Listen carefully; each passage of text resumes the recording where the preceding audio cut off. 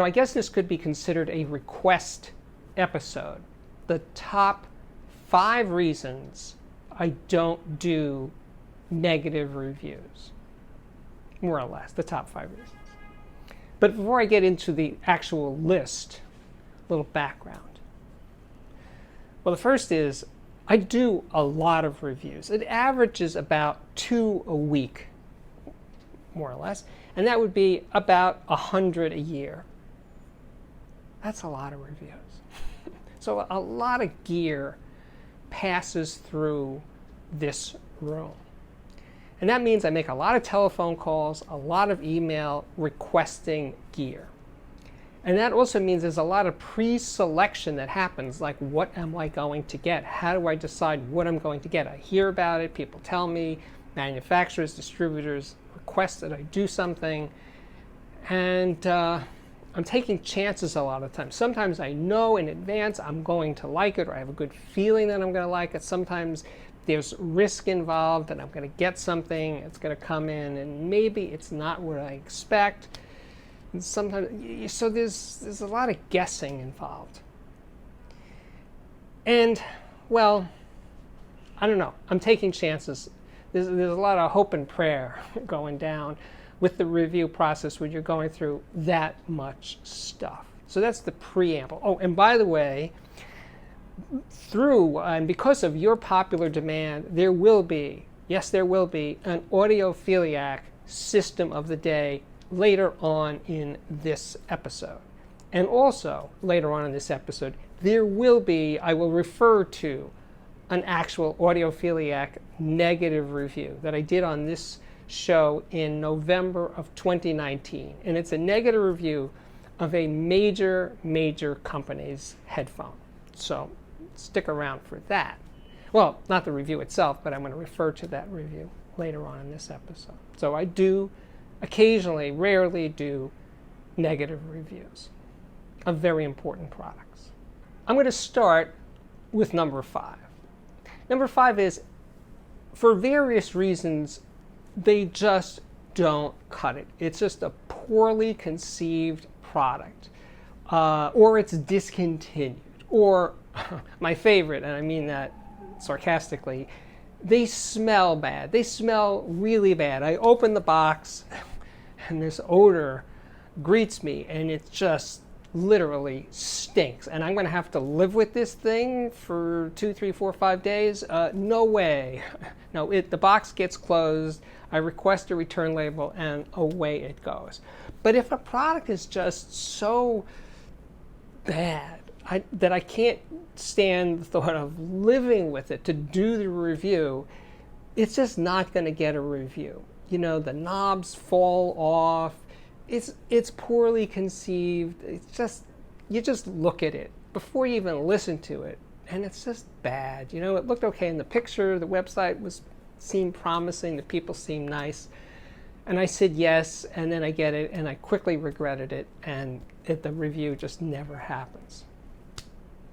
It's the way it goes. So that was number 5. Okay, let's do number 4. Number 4 is good company, good products, but the products don't work in my room, in my context, let's put it that way, right? They need to be in, let's say, for example, a very small room. I don't have a small room to review products in. Or they need to be used with lots and lots of power. I don't really have super powerful amplifiers. Or they need to be played really, really loud to come alive. And that sort of happened to me years ago when I was writing for Home Theater Magazine, and I reviewed a home cinema system that was designed for, well, let's say maximum impact. And I was assigned that review. I didn't have the option of saying no thank you, so I did the review. Now, I do have the option of saying no thank you, and I would not do a review that's what these speakers were designed for. And I'd say, well, that's what they're designed for, but that's not what I'm going to do. So that would get a thumbs down for me, and I just wouldn't do the review. So I wouldn't be doing a negative review. I just wouldn't be doing the review. So for number 3, now I think I see this occasionally, that number 3 is that some new review site, YouTube channel wants to make a mark, and they do a negative review to get attention, right? They crap on a product, maybe deservedly so, to get some buzz going for their channel or website. And that's okay. It's not the worst thing to do in life, but it's not something that I would do. I wouldn't do a negative review to get attention. I think I already have enough attention. I don't need to do negative reviews to get buzz. First of all, well, it's just not my style. It just would make me uncomfortable. I don't feel a need to. I wouldn't want to. It's just not me to use my platform as a reviewer to just crap on a company to humiliate them. Essentially, because that's what these people / websites or YouTube channels are doing. They're doing it essentially to humiliate the company. And like I said, it may be deserved. It may be. But it's not something I would do. So that's number 3. Okay, so Steve, what about number 2? Okay, here's a couple of things that would disqualify a product from review. It catches on fire, or smoke, or sparks. Yeah, flame, sparks, smells. Yeah, those are all instant disqualifiers from a review. Now, here's the thing. It could be a pure accident, and sometimes in previous lifetimes, they would say, stuff happens, UPS dropped it too many times, please send us a second sample. Yeah, but that's not the way I roll. There's no second chances with me. I'm sorry that it happened. I'm sure you're a great company, and maybe that would never happen again. Maybe it was just a freak occurrence. That's true. I believe it. But I just don't have the time to deal with that kind of thing. So I just can't take the time to do it. So I'm just explaining why I wouldn't do a review unless they send me a second piece and say, okay, well, I got the first piece, it burst into flame, but the second piece worked perfectly. I don't think that too many people would be buying the product if I mentioned that the first piece caught on fire. Kind of like a bad thing, right? That's bad. That's bad when that happens. So that's not going to fly. So I'm just not going to report on it. Now, if you think it's my duty to report these things, well, okay, that's a fair judgment to have. If you think less of me for that, I understand. I'm just explaining my point of view here. That's all I'm doing today, is explaining why I don't do negative reviews. Okay, let's move on to the number 1 reason I don't do negative reviews. Well, I don't want to. I don't want to because, well, I could be wrong. And I could hurt a company by doing a negative review. And a lot of these companies that I'm covering here are smallish companies. They're not Apple, they're not DuPont. They're small companies. They have 20 employees or 3 employees or 50 employees. And a negative review might seriously impact their bottom line. And if I was wrong, in my opinion, damage could be done. And that would be a bad thing, right? So yes, I could be wrong and hurt them. That is the number 1 reason not to do a negative review. But beyond that, I think it's most important to cover products that I think have merit and I am truly excited to tell you about. That's the number 1 reason to cover, products that I like. Why should I waste time telling you about products that I'm not into, right? If I had a choice, like here's product A, it's really good, it has these features, it sounds really good, it's from a reputable company, it does this, it works in this room, it plays this music well, and I want to tell you about it. Or product B, I don't like it, the bass is flabby, it's too bright, it's too this, it's too that, don't buy it. If I had that choice, why would I waste my time telling you about product B? It just doesn't make any sense to me. I get the urge, the desire of the audience to say, Steve, tell us about stuff that's not good so we avoid buying it. I get that desire.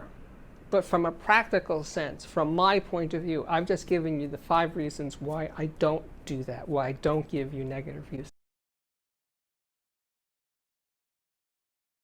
Okay, so now I'm going to tell you about one of my negative reviews, and it was the Apple AirPods Pro, the in-ear, from November 2019.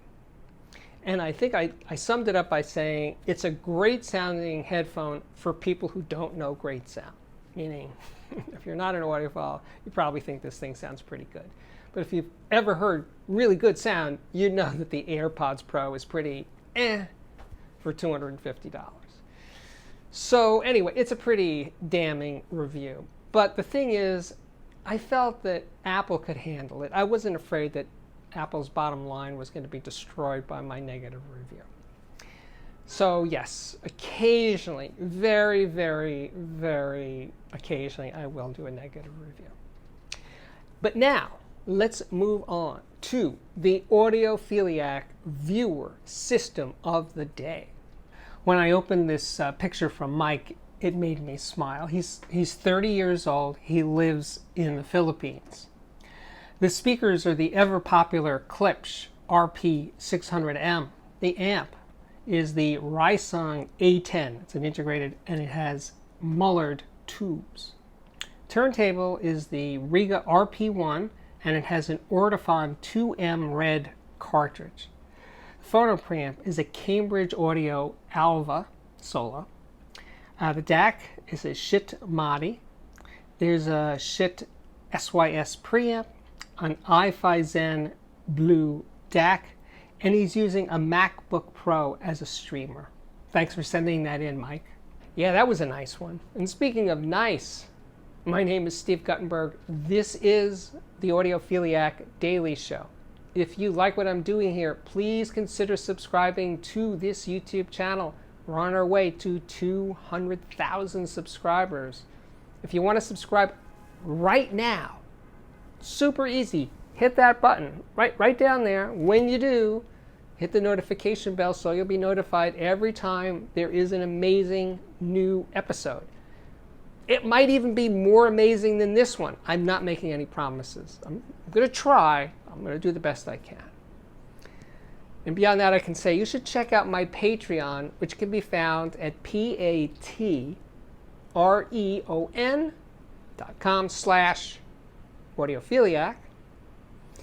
What else I got? Well, I got playlists. I got lots and lots of playlists. Playlists with interviews. So many great interviews. And there's a playlist, and it's right up there. I hope you can see it, and I hope you can click on it. I got playlists for interviews and speaker reviews and headphone reviews and electronics reviews. Lots and lots of good stuff. And now I can say my work here is at last complete. Thank you again for watching, and I really do hope to see you back here again very, very soon.